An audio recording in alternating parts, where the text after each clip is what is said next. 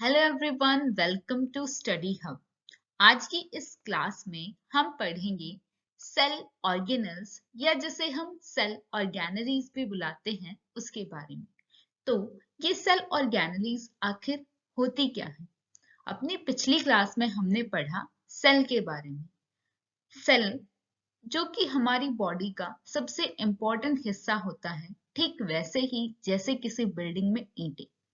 फिर हमने पढ़ा था यूनिसेलुलर और मल्टीसेलुलर ऑर्गेनिजम्स के बारे में। यूनिसेलुलर ऑर्गेनिज्म सिर्फ एक सेल से बने होते हैं और इसीलिए उनमें डिवीजन ऑफ लेबर नहीं पाया जाता। अब अगर किसी ऑर्गेनिज्म का सारा काम सिर्फ एक सेल को करना है, तो उसके पास कुछ तो ऐसा होना चाहिए जो उसके उस काम में मदद कर सके, या कहें कि उसके पास कुछ सेक्शन होने चाहिए जिसके अंदर वो अपने काम को मैनेज कर सके। जैसे कि आप लोगों ने कोई फैक्ट्री, कोई कंपनी, उनके अंदर देखा होगा कि हर काम के लिए अलग अलग सेक्शंस होते हैं। ठीक वैसे ही एक सेल के अंदर अलग अलग कामों के लिए अलग अलग सेल ऑर्गेनलीज होती हैं। आइए पढ़ते हैं इन सेल ऑर्गेनलीज के बारे में।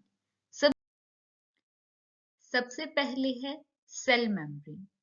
सेल मेम्ब्रेन किसी दीवार की तरह काम करती है।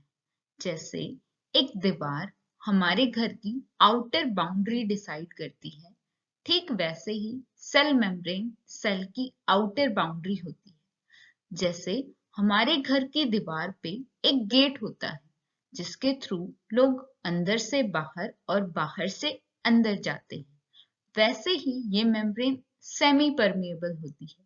मतलब इसमें कुछ पोर्स होते हैं जिसके थ्रू मटेरियल एक्सचेंज होता है, लेकिन ये कुछ फिक्स मटेरियल्स को ही एंट्री और एग्जिट अलाउ करती है। ये लिपिड, प्रोटीन या कोलेस्ट्रॉल से बनी होती है। सेल मेम्ब्रेन प्लांट सेल और एनिमल सेल दोनों में ही पाई जाती है। हमारी नेक्स्ट ऑर्गेनली है cell wall.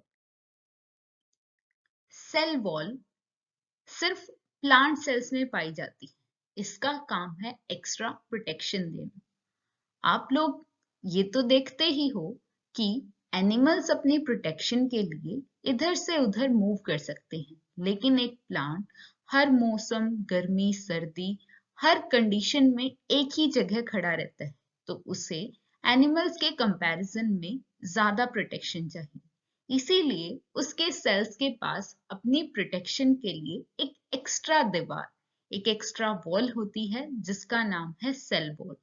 Cell wall living नहीं है, यानी कि ये डेड सेल से मिलके बनी है। Thick and freely permeable covering made up of cellulose, यानी कि ये सेल्यूलोज से बनी होती है। It is present in eukaryotic plant cell. ये सिर्फ प्लांट सेल्स में पाई जाती है, एनिमल सेल्स में नहीं पाई जाती इन यूकैरियोट्स, लेकिन प्रोकैरियोट्स में पाई जाती है। अब हमारी नेक्स्ट ऑर्गेनली है एंडोप्लाज्मिक रेटिकुलम।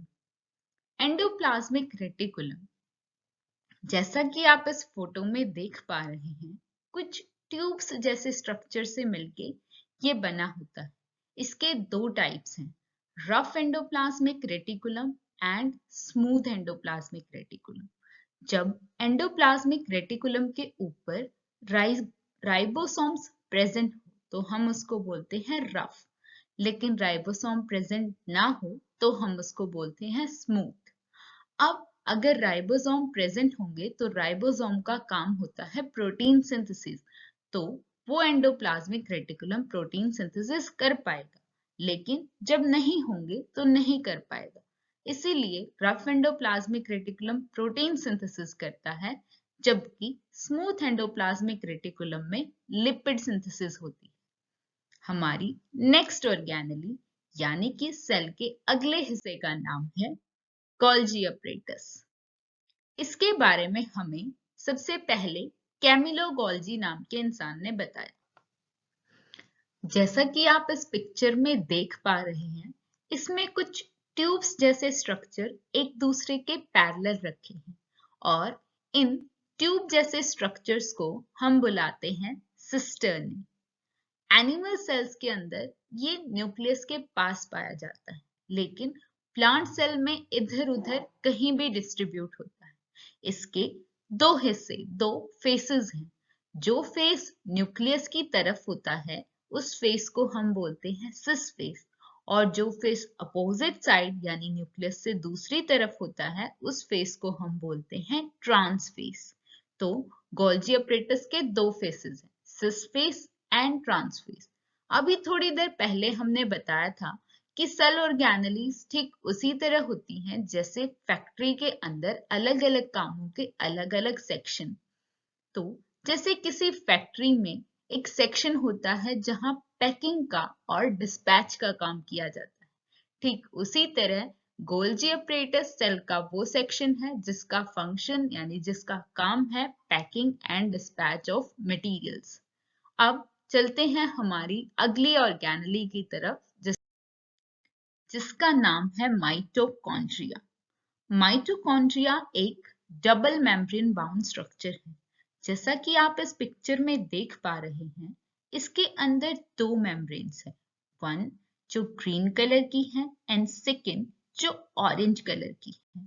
आप क्लियरली देख सकते हैं कि ये ऑरेंज कलर वाली मेम्ब्रेन जो कि इनर मेम्ब्रेन है, इसके अंदर कुछ फोल्ड्स हैं, यानी ये कहीं कहीं से मुड़ी हुई है।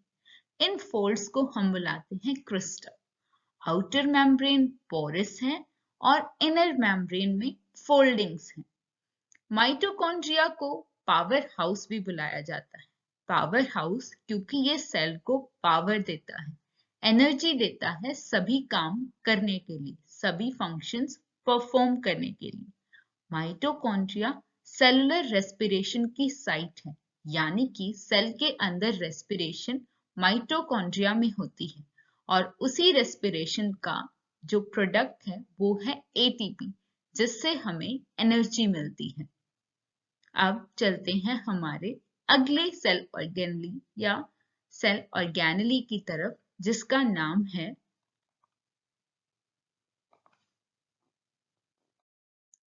लाइसोसोम। लाइसोसोम्स को सुसाइडल बैग्स भी कहा जाता है, क्योंकि लाइसोसोम्स के अंदर डाइजेस्टिव एंजाइम्स होते हैं जो किसी भी तरह के वेस्ट मटेरियल को डाइजेस्ट करने का काम करते हैं।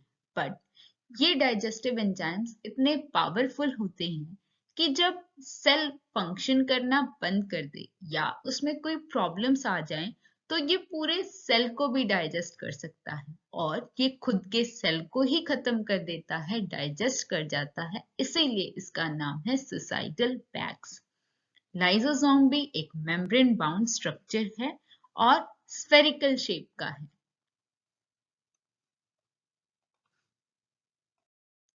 अब बात करते हैं प्लास्टिड की। प्लास्टिड ये एनिमल सेल में एब्सेंट होता है और प्लांट सेल में प्रेजेंट। अच्छा बताइए, और कौन सी सेल ऑर्गेनेली थी जो एनिमल सेल में एब्सेंट थी और प्लांट सेल में प्रेजेंट? आप सही सोच रही हैं, वो थी सेल वॉल। अब बात करते हैं प्लास्टिड। प्लास्टिड 3 टाइप्स के होते हैं, क्रोमोप्लास्ट, ल्यूकोप्लास्ट, क्लोरोप्लास्ट। आप लोगों ने छोटी क्लासेस में सुना होगा कि पौधे अपना खाना खुद बनाते हैं और उसके लिए उन्हें एक पिगमेंट की जरूरत होती है जिसका नाम है क्लोरोफिल। वही क्लोरोफिल प्रेजेंट होता है क्लोरोप्लास्ट में, जो कि पौधे को ग्रीन कलर देता है। नेक्स्ट पिगमेंट है क्रोमोप्लास्ट। जो हम सुंदर सुंदर फ्लावर देखते हैं उनके कलर के लिए रिस्पॉन्सिबल है chromoplast. And the last one is leucoplast, जो कि कलरलेस है। उम्मीद है आप लोगों को सेल की ये छोटी सी दुनिया पसंद आई होगी और सभी सेल ऑर्गेनेलीज से आपकी जान पहचान हो गई होगी। अब आगे पढ़ेंगे अपनी नेक्स्ट क्लास में। Till then keep learning, stay safe.